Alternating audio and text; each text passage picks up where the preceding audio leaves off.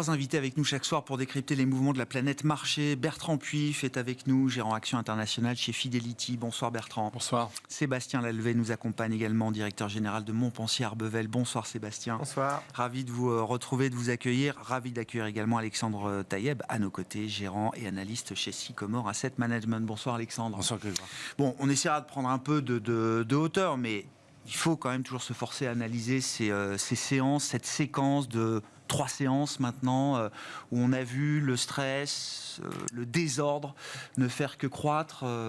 Alexandre, alors pour atteindre peut-être un paroxysme en ce lundi 7 avril, oui. C'est toute la question sur le plan technique, qu'est-ce qui caractérise les mouvements du jour. La question étant, est-ce qu'on peut retrouver ici les signes d'une capitulation du marché qui pourrait rouvrir un espace d'opportunité peut-être pour les investisseurs? Alors, c'est une capitulation qui commence parce que si on doit rappeler la séquence, on avait d'abord une baisse qui concernait d'abord et avant tout les valeurs qui étaient le plus liées au business américain, qui étaient le plus impactées par les tarifs, qui s'est généralisée à des secteurs très défensifs, à des entreprises très locales. Donc là, tout baissait un peu de concert, c'était un peu plus la panique. On va essayer de se concentrer sur ce qu'on sait, c'est-à-dire pas grand-chose. On a une réponse aujourd'hui avec la fausse information de la pause de 90 jours. Si jamais, pour X ou Y raison, on a un U-turn, un demi-tour de Trump, ou même ne serait-ce qu'une pause, on a 2 éléments. Le premier, c'est le marché va être très content et les risques de récession évalués par le marché vont probablement baisser. Et la deuxième chose, je pense qui est vrai dans la fake news, c'est que ça ne touchera pas la Chine, l'exemption. Donc voilà, on a peut-être 2 informations qui sortent de là. Des opportunités, oui, il y en a qui commencent à se créer, je l'ai un peu évoqué. Je trouve que sur les entreprises très locales, qui ont un business, alors quand je dis local, ça peut être régional, 100% européen, disons, on a des prix qui commencent à être plus qu'intéressants. Donc là, effectivement, en allocation, ce que je commence à faire, j'ai arrêté de vendre aujourd'hui. D'accord. Et je commence à regarder ce qu'il y a à acheter. D'accord. Mais ça veut dire qu'il y a eu ce moment où, alors je dis liquidation générale, mais où la baisse s'est faite quand même de manière indiscriminée, oui. Et sanctionnant tout le monde, toutes les classes d'actifs d'ailleurs, montrant que certains investisseurs avaient besoin de vendre quoi qu'il en coûte, d'une certaine manière. Oui, alors sur le marché américain, il y a aussi l'effet probablement du retail qui a commencé à vendre. Ils ont acheté massivement jeudi dernier encore. Hein. Oui. Je crois que le creux de jeudi a été encore plus acheté que le creux du Covid. Tout à fait. Et là-dessus, je pense qu'ils se sont réveillés ce matin en regardant leur 401K placement retraite et qu'il y a dû avoir aussi un mouvement de panique à ce moment-là. On arrive dans la période où il faut payer les taxes. Je sais que c'est une question qui se pose, de vendre pour être en cash et pour pouvoir payer ses taxes. Le marché américain a été tenu par le retail. C'est des gens qui sont très financiarisés, qui placent beaucoup.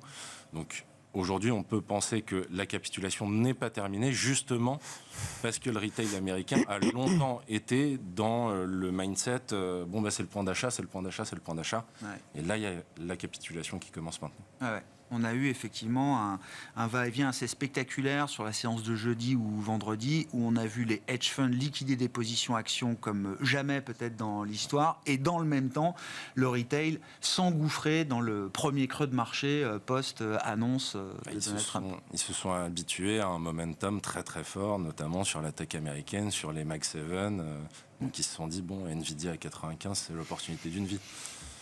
Sauf que pour ça, il faut pouvoir résister un petit peu à la baisse. Bon, après, il y a la question de l'horizon de temps, effectivement, qui n'est pas perdu peut-être pour ceux qui ont acheté du Nvidia à moins de $100. Qu'est-ce qui caractérise pour vous ce moment de marché, Bertrand? Et puis cette question, est-ce que c'est un risque de voir des opportunités là immédiates, ou est-ce qu'au contraire, c'est une vraie opportunité de prendre le risque de rentrer dans ce marché? La problématique, c'est on est obligé de faire une hypothèse sur la durée de cette période d'incertitude pour les sociétés, puisqu'on sait clairement, et tous les contacts qu'on a eus chez Fidelity ces derniers temps le montrent, que depuis même un mois et demi, depuis que l'affaire a commencé avec les tensions avec le Mexique et le Canada, beaucoup de sociétés, et pas que américaines, ont mis un petit peu donc en stand-by leur programme d'investissement, puisque s'il faut qu'ils redesignent leur chaîne d'approvisionnement, ils ne vont pas se mettre à investir dans une usine à un endroit, notamment en Asie, si ça n'a plus de sens d'exporter à partir de là vers les États-Unis. Donc on a cet effet d'attente. Et si effectivement on pense que ça peut durer encore 6 mois ou un an, ça c'est très négatif pour le marché, parce que clairement les attentes des profits sont beaucoup trop élevées, et même si effectivement à court terme elles sont faibles, mais qu'elles ne pourront pas être compensées par derrière un outlook des sociétés, puisqu'aujourd'hui aucune société n'est capable de donner, à l'heure où on parle, une vision sur les prochains 6 mois, voire les prochaines années. Donc ça, c'est plutôt effectivement le scénario pessimiste, qui n'est pas notre scénario. Nous, on pense que à un moment donné, la rationalité va l'emporter. Si on se place un peu dans une perspective historique, on sait qu'aujourd'hui, ce que veut faire Trump, c'est rattraper un peu ce qu'ont donné les États-Unis pour construire l'Organisation mondiale du commerce, c'est-à-dire des droits de douane asymétriques.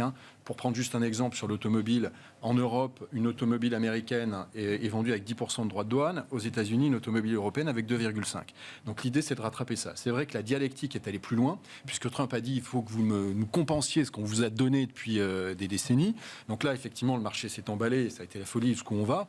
Nous, on pense que c'est simplement un rééquilibrage et qu'il veut, sur un certain nombre donc, de segments très précis, avoir autant de droits de douane que ce qui est perçu et ce qui est donné. Donc ça, c'est pas... Je suis d'accord. Sauf que là, pour l'instant, c'est pas très précis. C'est-à-dire qu'il a vraiment bombardé le monde de tarifs, sans discrimination. Simplement un secteur, le secteur chimique. Vous avez donc l'annonce officielle. Derrière, il y a 37 pages d'exemption, produit par produit, parce que les US en ont besoin. Et pour rebondir sur la Chine, nous, on est moins négatif sur la Chine. On pense qu'il va y avoir un accord. Regardez, juste par exemple, encore une fois, la chaîne de valeur sur le solaire. Et Musk est très investi dans le solaire. Autant l'éolien, c'est pas vraiment ce qu'il y a le vent en poupe, notamment offshore. Mais bon, la Californie est encore très positive sur l'éolien onshore, par exemple. Mais restons sur le solaire. Le solaire, Musk est investi, il pousse là-dedans. 90% des composants qui sont sourcés viennent de la Chine. Est-ce qu'on va arrêter de faire du solaire aux États-Unis ? Non. Voilà, donc il va forcément y avoir une logique, à un moment donné, à négocier. Après, la question, c'est jusqu'où on va monter jusqu'à ce qu'il y ait une négociation. On pense qu'on est très proche de ce point-là. On pense que ce qui se passe en termes de rumeurs est un test pour le marché. Alors oui, c'est ça. Vrai ou faux, l'info, en tout cas, voilà, elle a le mérite de montrer la réaction du marché si jamais Trump annonçait une pause. Pas réalisé, quel aurait été l'intérêt pour Trump de lâcher du lest. Aucun. Là, pour le coup, on voit que la sensibilité, elle est extrême. Donc voilà, nous, on est plutôt constructif là-dessus. Partant des niveaux de marché actuels, quoi. Partant évidemment des niveaux de marché actuels. Je rappelle que le Nasdaq est à plus de moins 20% depuis le début de l'année. Le S&P entre moins 12 et moins 15. Bon, donc voilà. Donc il y a quand même des opportunités. Encore une fois, il faut faire du stock picking. Et juste le dernier point, c'est qu'il faut vraiment faire une analyse approfondie des sociétés par rapport à la structure de leur prix de transfert. Parce que ces droits de douane ne s'appliquent pas sur évidemment les prix retail à la consommation, mais sur les prix de transfert. Donc il y a des sociétés qui vont avoir l'opportunité de manipuler, entre guillemets, leur transfert de leur filiale ailleurs vers les États-Unis, et donc de payer le moins que ce qu'elles devraient payer, et d'autres ne pourront pas le faire. Voilà. Donc tout ça, c'est assez... il faut vraiment faire une analyse approfondie, mais certaines sociétés seront beaucoup moins touchées, y compris si on gardait la structure actuelle des droits de douane, que d'autres. Donc on a une asymétrie assez forte. Mais là, le marché, effectivement, a tout vendu. D'accord. Mais vous dites maintenant, va réémerger quand même l'histoire de long terme, le long-term gain narratif de Trump, et on va peut-être pouvoir apprécier, alors secteur par secteur, entreprise par entreprise, mais on pourra apprécier peut-être le marché, dont la fonction est quand même de cumuler à la fois les effets de court terme et de long terme. Le marché se projette. On va pouvoir apprécier un peu mieux peut-être des histoires de long terme de ce point de vue-là. Je pense. Ce qui a fuité aussi dans la presse ce week-end, c'est que l'administration américaine, non identifié, quelqu'un de l'administration américaine, évoquait que la prochaine étape était de passer dans des accords bilatéraux, ce que tout le monde peut imaginer, puisque c'est un peu l'idée de Trump, mais qu'il fallait au moins 90 jours. Et comme par hasard, dans cette rumeur, on parle de 90 jours aussi. Voilà, donc il y a des choses qui... Voilà. Bon, c'est une manière de communiquer qui est assez étonnante, encore une fois, même si on a eu un premier mandat de Trump, on n'y est toujours pas habitué, mais... Voilà, nous on considère en tout cas chez Fidelity qu'à un moment donné, le pragmatisme va l'emporter et qu'on est proche de ce point-là. Bon. Quel est votre état d'esprit, Sébastien, et quelle est l'analyse que vous faites de cette séquence de marché qui va rentrer dans les livres d'histoire? Je ne dis pas que c'est peut-être pas la mère de toutes les crises boursières, mais c'est quand même une crise qui commence à se ranker à haut niveau, si j'ai envie de dire. C'est une crise 2.0. Hein. Quand 64% des flux aux US et des algorithmes, il faut quand même se dire que n'importe quel mouvement aujourd'hui aura des conséquences supérieures à celles d'avant, parce qu'il y a des effets auto-entraînants et que dans les flux de jeudi, de vendredi, il y a quelques flux fondamentaux évidemment, mais il y a surtout beaucoup de flux de CTA et de flux passifs en fait. En vrai, donc ce qui est intéressant avec tous ces éléments-là, c'est qu'il y a un peu de... On vit la finance moderne. C'est ça, c'est la crise contemporaine. Je ne suis pas fondamentalement persuadé que ça soit une amélioration. Hein. Quand je vois Elis à moins 15 ce matin à l'ouverture, vu le business model de la société, je suis un peu étonné. Bon, c'est comme ça. Ouais. Alors après, sur la partie fondamentale... c'est un peu lose-lose, hein, de toute façon, hein, ce genre d'histoire. Hein. Donc, quoi qu'on raconte, moi, je pense que ça affaiblit les US à long terme. Je pense qu'après avoir eu un comportement grossier en termes de géopolitique, grossier dans le sens où rompre tout avec tout le monde... Sans faire dans le détail. Sans faire dans le détail, America First, je pense qu'il est en train de forcer des nouvelles alliances, il est en train de forcer des réactions. Vouloir un nouveau monde, c'est très bien, mais un nouveau monde, quand on était leader de l'ancien... C'est un pari. Alors, moi, ce qui me gêne dans tout ça, c'est qu'il a dit qu'il le ferait, donc il le fait. Donc, il flatte ses électeurs, il leur dit qu'il bouge. Je ne sais pas si c'est pour le mieux. Moi, ce que je sais, c'est que l'indice de confiance du Conference Board est au plus bas sur 10 ans. Que Walmart a dit qu'il avait un problème de consommation. Delta Airlines a dit qu'il y avait un problème de consommation. Que pour les Américains les moins riches, ils ont épuisé la surépargne liée au Covid. Donc les US vont avoir un problème de consommation et c'est 70% du PIB américain. Et c'est-à-dire que les contraintes pour Trump, elles vont vite arriver avant les résultats de la long-term story? Trump n'a pas de contraintes. Il vit dans un monde qui est le sien et il n'a aucune contrainte. La réalité, c'est qu'évidemment... Moi, je pense que... Il n'y a rien qui peut le... Enfin, je ne sais pas, un niveau de rating dans l'opinion, des groupes d'électeurs qui commencent à s'interroger, Fox News ou Fox Business qui commenceraient à dire que ça ne va pas si bien que ça. Enfin, je veux dire, il est quand même sensible à certaines choses. Le sujet, c'est qu'il y avait... On compare toujours à Trump 1. Trump 1, il n'avait pas prévu d'être élu. Il était entouré de gens, entre guillemets, traditionnels. Comme on disait, adults in the room. Là, il avait prévu de l'être. Il est entouré que de gens qui sont là parce qu'ils sont fidèles. C'est généralement pas une source vers le succès, hein, ce genre de choses. Hein. Ouais. Donc, quand vous regardez ses principaux conseillers, ils sont pas là parce qu'ils sont experts dans leur domaine. Ils sont là parce qu'ils sont fidèles. Ils ont fait allégeance. Ils ont fait allégeance. Quand on regarde qui négocie pour les US sur la guerre en Ukraine, en Arabie Saoudite, c'est pas vraiment un spécialiste de géopolitique. Quand on regarde qui est le responsable du secrétaire d'État au commerce, c'est pas vraiment un spécialiste du commerce. Donc en fait, ce sont juste des gens qui sont là pour appliquer ce que Trump dit. Et ce que dit Trump dit, il n'est pas sûr de le penser un quart d'heure avant. Donc je schématise évidemment. Je comprends. Mais je pense qu'on essaye beaucoup de rationaliser des choses qui sont beaucoup dans l'émotion, et ça fait 40 ans qu'il veut augmenter les droits de douane aux États-Unis, il le fait. Après, les conséquences, elles sont négatives pour le monde entier. Le seul pays qui vit en autarcie, c'est la Corée du Nord. On ne peut pas dire que c'est particulièrement réussi. Alors, c'est 13%, les importations vers les US, c'est 13% du commerce mondial. Ouais, mais c'est un des arguments de l'administration. Non, mais ça l'est. Après, c'est toujours pareil avec lui. C'est qu'il y a, il y a toujours un fond de vrai et un fond qui n'est pas idiot. C'est juste la méthode pour le faire qui est assez étonnante. Ouais. C'est vrai que les Europes, c'est 20%. Donc, les autres zones du monde ont plus à perdre que les États-Unis. Ouais. Mais en tout cas, boursièrement, évidemment qu'on est sur des niveaux d'achat sur énormément de sociétés et de secteurs. Quand le plan Merz a été annoncé, tu as plein de sociétés allemandes qui ont pris 25% instantanément. On s'est dit oui, mais à ce prix-là, c'est trop cher. Bon, ça y est, on y est revenu. Ouais. On peut rejouer le plan allemand, là. Donc, on peut rejouer le plan allemand. Donc, voilà, on a raté le premier tirage. On a une chance, deuxième tirage maintenant. Le seul sujet, c'est le timing. Le timing, on le maîtrise On ne sait pas quelles seront les réactions des uns et des autres. En tout cas, il n'a pas réagi à la Chine quand la Chine a dit on va vous mettre 34% aussi. Donc il a déjà pas fait ce qu'il avait dit au départ. Il n'a pas répliqué en disant puisque c'est ça, je te recolle 34% de plus. Il l'a pas fait. Donc il a aboyé, mais il n'a pas mordu à nouveau. Il n'a rien fait. Donc ce qui est un premier signal. Et effectivement, la fake news qui est pas fake. Probablement est un indicateur intéressant. Oui, qu'elle soit fake ou pas d'ailleurs, encore une fois, ça montre la réaction de marché dans le cas où une pause sur les tarifs serait annoncée un jour. En tant qu'allocateur d'actifs et en tant que gérant, timing, fondamentalement, tous les jours, on investit là. D'accord. Timing, le timing, c'est toujours compliqué. Oui, bien sûr, ouais. Mais fondamentalement, c'est déjà des opportunités de long terme pour vous, pour un stock picker avec une vision long terme. Comment la confiance peut être rétablie ? C'est-à-dire, où est-ce qu'on fait atterrir le niveau des tarifs ? Et effectivement, partant alors d'un tarif moyen effectif de l'ordre de 20-22% aujourd'hui pour les importations aux États-Unis, prenant en compte toutes les annonces, l'idée peut-être est d'atterrir à un tarif moyen effectif de, 15%, pourquoi pas, peut-être en dessous.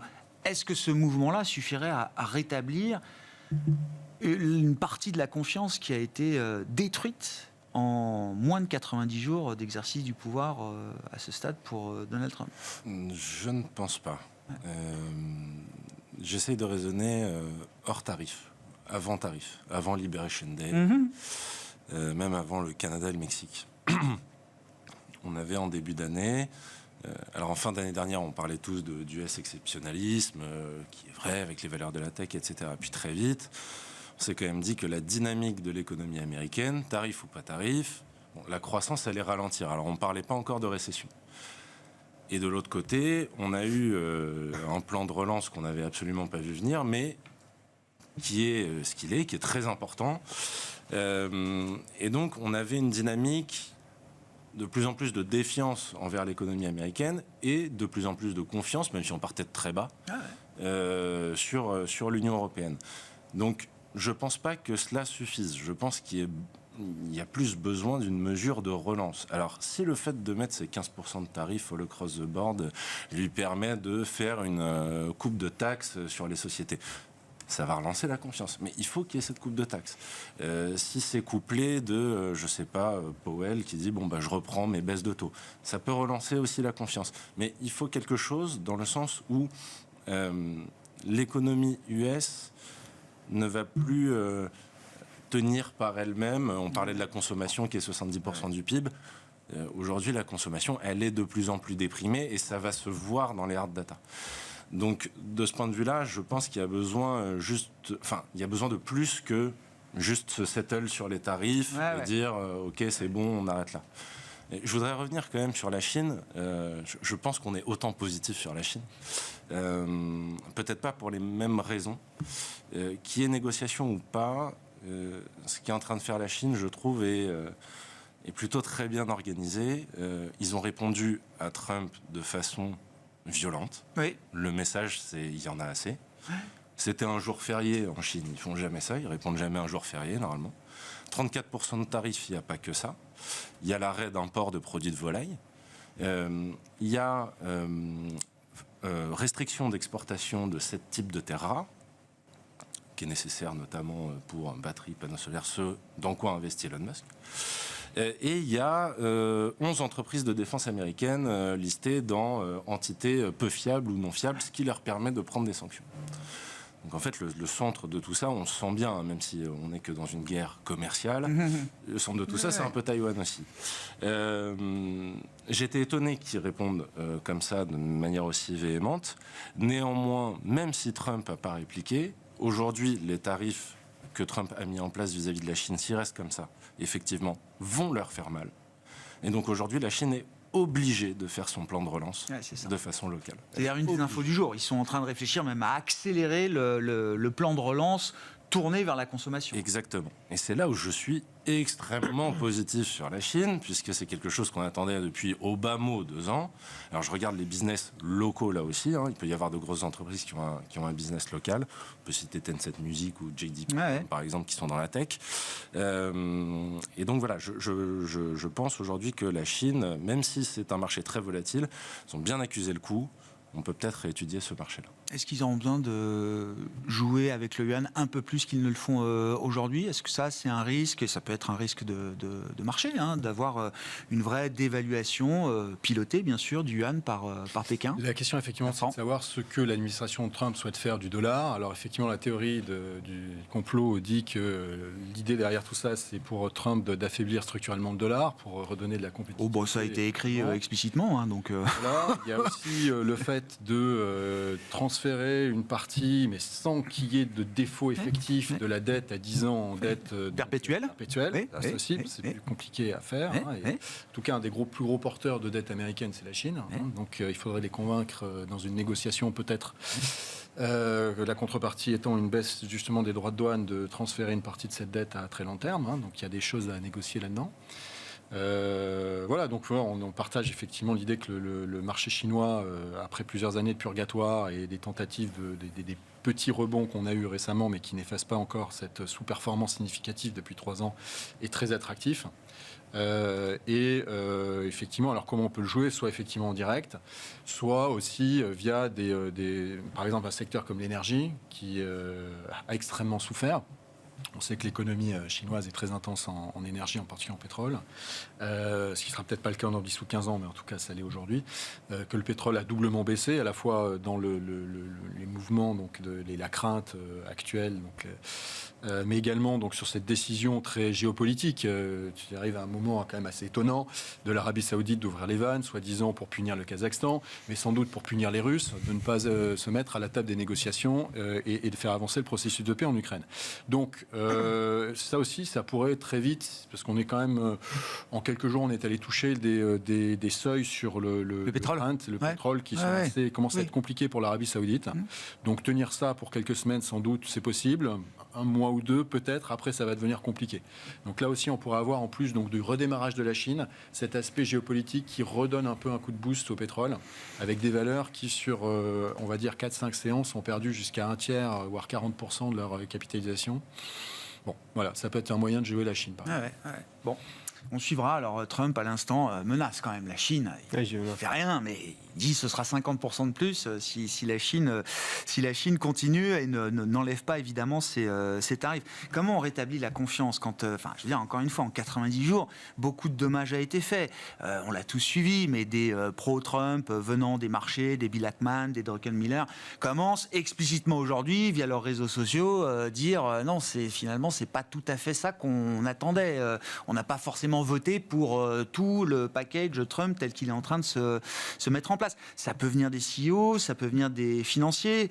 Quand on lit les journaux américains du week-end, oui, le téléphone de Scott Bessent, je pense qu'il a fondu ce week-end tellement on a dû l'appeler, ou ses anciens collègues, etc. Est-ce que là, on peut quand même mettre quelques barrières, un floor sur le marché de ce point de vue-là? Est-ce que ça doit venir de la Fed à un certain stade? Ouais, mais la Fed, elle dira quoi? Ben, je sais pas, moi.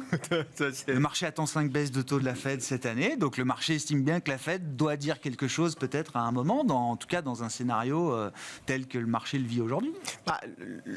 Pour l'instant, le marché nous dit que les US vont rentrer en récession. Ouais.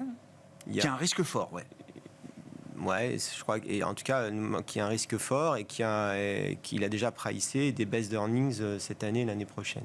Il n'y a aucun économiste qui dit ça pour l'instant.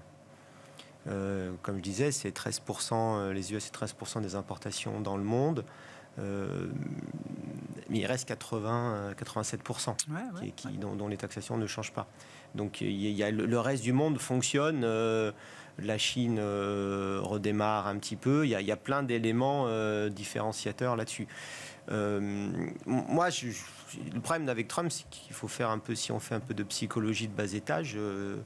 Moi, ce qui m'inquiète fondamentalement, c'est qu'il n'y a pas par rapport à Trump 1, j'ai pas le sentiment qu'il y ait beaucoup de contre-pouvoirs en fait. Et l'aspect inquiétant dans tout ça, c'est quand on regarde beaucoup d'économies importantes, Les US, c'est devenu ce que c'est devenu en termes de contre-pouvoir.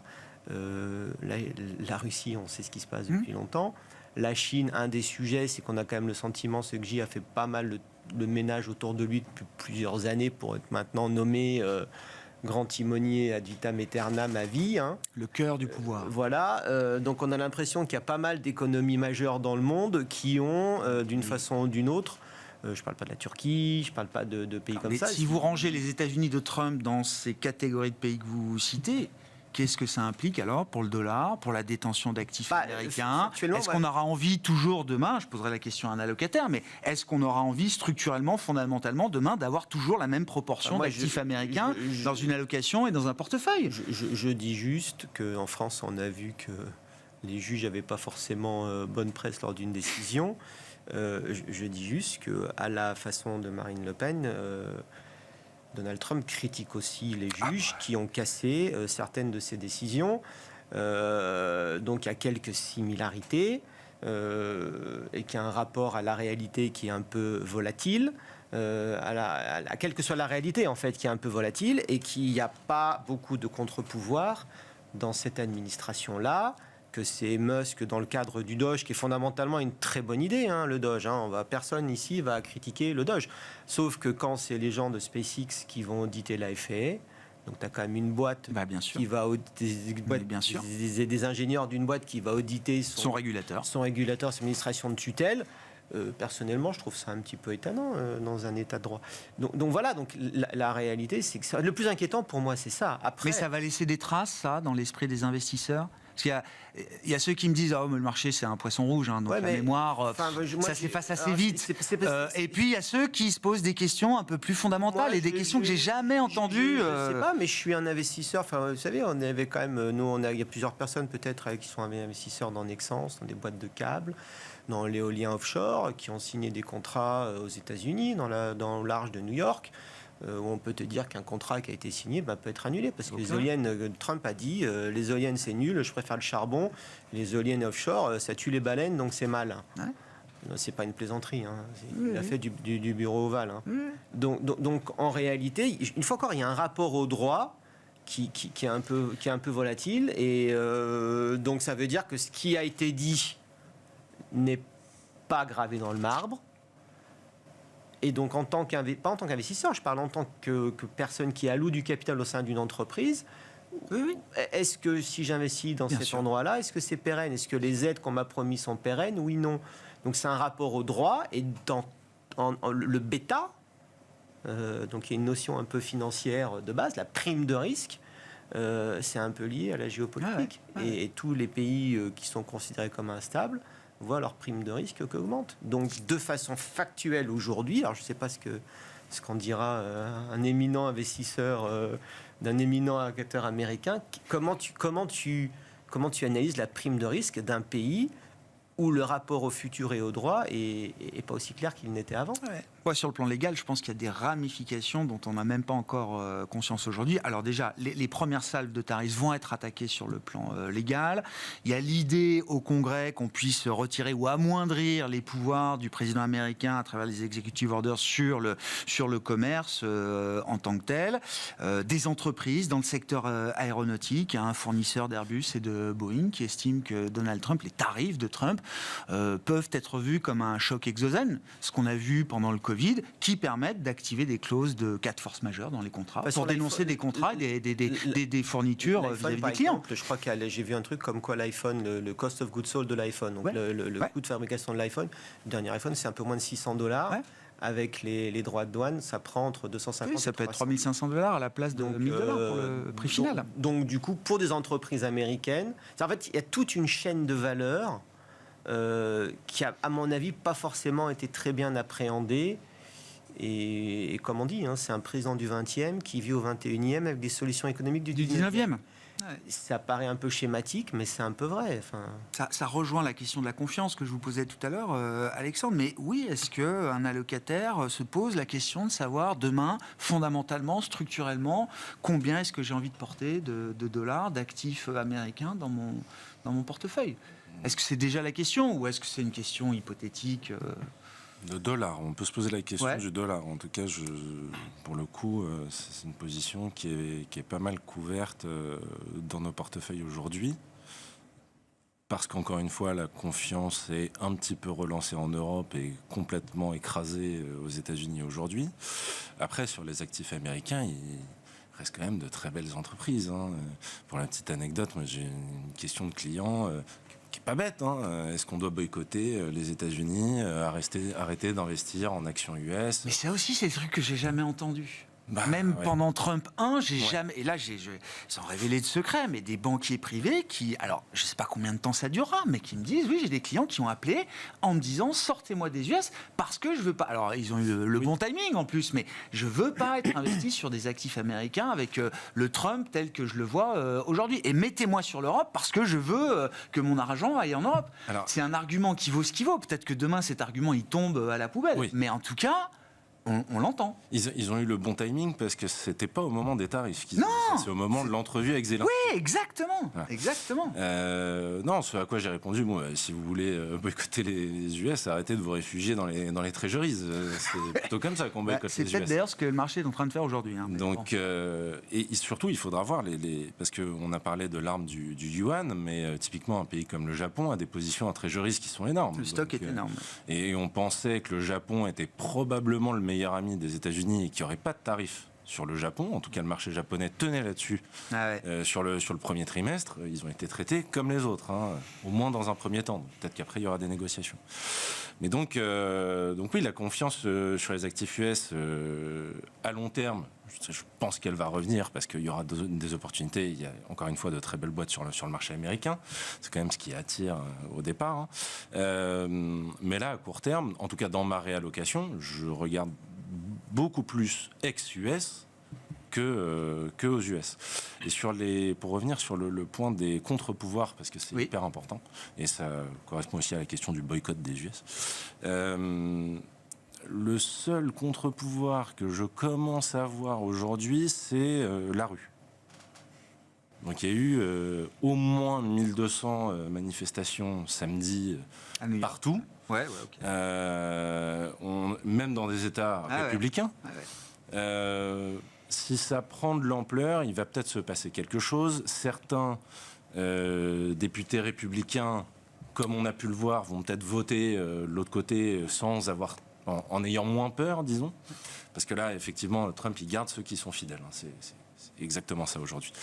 Et puis, il faudra attendre les mi-termes. Ouais. Parce que la dernière fois qu'il y a eu des manifestations comme ça dans tout le pays, les mi-termes ont été gagnés par les démocrates avec la plus grande marge de l'histoire. Est-ce que ça va se reproduire? Peut-être. En tout cas, il faut attendre au moins 1 an et demi avant de le savoir. Bon.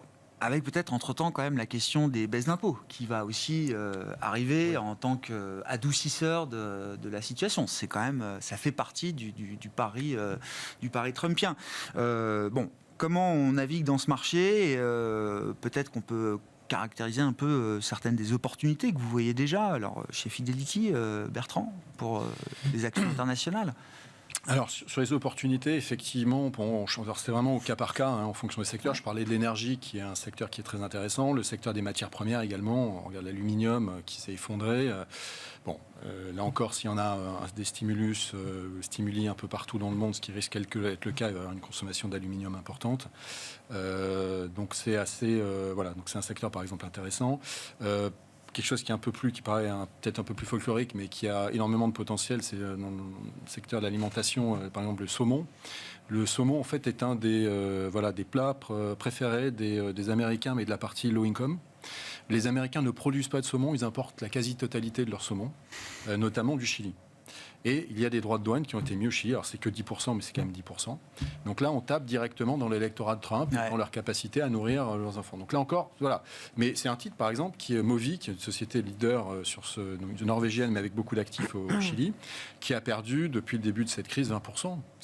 Voilà, pour un business qui n'est pas forcément très volatile. Là, on ne fait pas, pour le coup, comme sur l'énergie ou sur l'aluminium, un pari sur un rebond cyclique de l'économie. Là, on est simplement dans un secteur qui devrait être défensif, qui n'a pas été pour les mauvaises raisons, et qui devrait, à un moment donné, bénéficier d'un... C'est intéressant cet exemple. Comment l'entreprise, c'est quoi la stratégie de l'entreprise? Elle va perdre assez peu de demandes sur un marché où il n'y a pas de substitution possible. Exactement, il n'y a ça pas de substitution possible. Donc en fait, eux, leur stratégie, ils ne changent rien. Oui, bien C'est, sûr. Voilà, donc il n'y a pas de substitution possible. Vous avez du saumon qui est produit au Chili, qui est réfrigéré, qui est envoyé aux États-Unis. C'est 80% de l'approvisionnement des États-Unis. Et donc là, on peut imaginer que la hausse de tarifs, 10%, sera entièrement passée aux Tout à fait, consommateurs. exactement, même peut-être plus. Même peut-être plus. Je pense que certaines sociétés, pour se protéger contre éventuellement un renchérissement inattendu des droits donc c'est de ça douane, aussi la on ne comprend pas la logique. On va passer les tarifs et un peu plus encore si on peut pour se couvrir contre... Constituer un coussin de sécurité au cas où effectivement quelque chose qui n'est inattendu arrive. Peut-être qu'à un moment donné, le Chili, on sait que c'est aussi beaucoup du cuivre. Peut-être qu'à un moment donné, Trump va faire quelque chose contre globalement le cuivre et qui va toucher le Chili. Et donc de ce point de vue-là, voilà. J'ai plus la liste, mais pharma, semis, bois, cuivre, tout ça, ça a été exempté, mais dans l'attente des résultats d'enquête du Trésor qui vont arriver spécifiquement sur ces produits et ces secteurs et qui doivent conduire, selon Trump, à des tarifs spécifiques sur ces ressources-là. Sébastien, sur l'investissement en tant que tel. Alors bon, il y a des opportunités. Vous avez cité Elis tout à l'heure, c'est un titre spécifique, mais être européen, être small et mid, ça peut être une forme de protection dans un monde Trump 2.0. En fait, ce qui est intéressant avec l'Europe, pour prendre le cas spécifique de l'Europe, des small et des mid, c'est que, ça fait 3-4 ans qu'on dit que c'est pas cher, tout le monde s'en fout. Que le consensus de début d'année, je le rappelle, c'était en dehors des US, pas de salut. Les 7 magnifiques, c'est magnifique et ça va continuer à monter parce que de toute façon, c'est comme ça. Que si vous preniez un tracker vegan, la première ligne, c'était Nvidia et tout le monde trouvait ça normal. Donc voilà, le monde a un peu changé. Et là, on a vraiment une capitulation. Sur pas mal de titres, on a eu de la capitulation. Tac. Ce qui veut dire que quand personne n'en veut, personne n'en a et que ça a capitulé, ça représente un point d'entrée intéressant. Et la bourse, vous savez que ça fonctionne quand c'est pas les niveaux absolus qui comptent, c'est quand les surprises deviennent positives, c'est-à-dire qu'on n'attend rien et qu'il y a quand même un peu quelque chose. Et ces boîtes-là, il n'y a pas de raison que leurs fondamentaux et que leurs perspectives soient altérées en profondeur, en tout cas, j'entends. Mais si, parce que les droits douanes suivant les secteurs, là, c'est vraiment être au cas par cas. Mais ce qui est vraiment intéressant, c'est que là, vous êtes sur une classe d'actifs délaissée, décotée par rapport au large cap, décotée par rapport au private equity, dans des niveaux de proportions totalement incohérentes, quasiment des ratios de valo de 1 à 2 minimum. Ce qui veut dire que là-dessus, fondamentalement, vous ne prenez pas de risque à acheter aujourd'hui ce genre d'action. Point barre, et vous pouvez vendre demain ou après-demain, c'est liquide, vous n'avez aucun problème. Donc et puis souvent, dans le cas précis des small and mid, c'est des business qui sont souvent plus européens, c'est ça, plus locaux. Donc il y a, là, il faut faire du stock picking et faire au cas par cas, mais il y a vraiment en tant que classe d'actifs, c'est effectivement intéressant. Donc c'est pas un mauvais environnement finalement pour cette classe d'actifs. Et puis surtout, vous faites face à des managements qui depuis 5 ans ont eu le Covid, la guerre, une dislocation absolue des chaînes logistiques et qui s'en sont sortis souvent plutôt bien. Et puis après, on vit dans une époque complexe, mais hallucinante, où là, on vient de passer 2 ans et demi de cycle hardware dans l'intelligence artificielle. Ça, c'est fini. Là, on va rentrer dans une période où on va voir l'innovation de nos yeux vus, notamment sur l'IA et sur le logiciel. Ça va nous impacter au quotidien, ça va impacter la santé de façon extraordinaire. Donc, on vit une période... C'est le début. Où on n'est qu'au début. Donc il faut vraiment se positionner là-dessus, ouvrir ses chakras bien grands, parce que les choses sont en train de changer vite. Donc il faut avoir un peu d'optimisme et se positionner pour le futur. Et il y a vraiment beaucoup de sociétés en Europe et dans le reste du monde qui sont bien câblées pour ça. C'est le début de la démocratisation de l'IA. Petit coup de pub, on recevra demain les équipes managériales de LightOn. Ça a été une des introductions en bourse, pure player de l'IA générative introduit en bourse sur le marché parisien en fin d'année dernière. Pour finir avec vous, Alexandre, vous disiez en début d'émission d'ailleurs que vous arrêtiez d'être vendeur, de vendre aujourd'hui, c'est ça, en tant qu'allocataire ? Oui, tout à fait. Bon, alors après, il faut bien préciser ce qu'on regarde. Si on vise un rebond de court terme ou le rebond de chat mort qui aura lieu, dans ces cas-là, on va chercher du Nasdaq. C'est assez simple. Et si on cherche un rebond plus durable, je suis d'accord avec tout ce qui a été dit, en particulier l'énergie et le pétrole, dont certains de mes fonds spécifiques qui ne sont pas Oui. ISR, on peut faire du pétrole. Donc oui, c'est quelque chose que je regarde et que je renforce. Et sur alors la Chine, j'en ai beaucoup parlé. Et sur les petites capitalisations européennes, oui, pour le rebond durable, pour tout ce qui a été expliqué, il faudra quand même regarder si l'augmentation de l'incertitude ne fait pas fortement chuter en Europe les dossiers de M&A, parce qu'on regarde beaucoup ça aussi. C'est le cas aux US. 50% des boîtes en private equity sont à 5 ans à peu près de détention, donc on arrive à un moment clé quand même pour beaucoup de... Donc c'est aussi un des facteurs motivants d'investir dans les small et mid en Europe. Donc, c'est plus sûr dans le côté que dans le non-côté aujourd'hui. C'est plus sûr dans le côté que dans le non-côté. En tout cas, on voit dans le côté le prix quotidien des choses, quoi. J'ai un biais, mais... Oui, on a compris lequel, évidemment, Sébastien. Bon, merci à vous trois, en tout cas. Merci d'avoir été là pour ce lundi un peu particulier sur les marchés, qui a été encore un lundi de souffrance pour les indices actions. On termine quasiment à -5 sur le CAC, -4 sur le DAX, et les marchés américains qui sont en baisse, mais une baisse toute relative par rapport à ce qu'on a vécu jeudi et vendredi dernier. Fin de séance à suivre encore à Wall Street. Merci beaucoup Bertrand, puis Fidelity, Alexandre Taebsi, Comment Asset Management, et Sébastien Lalvé, Montpensier Arbevel.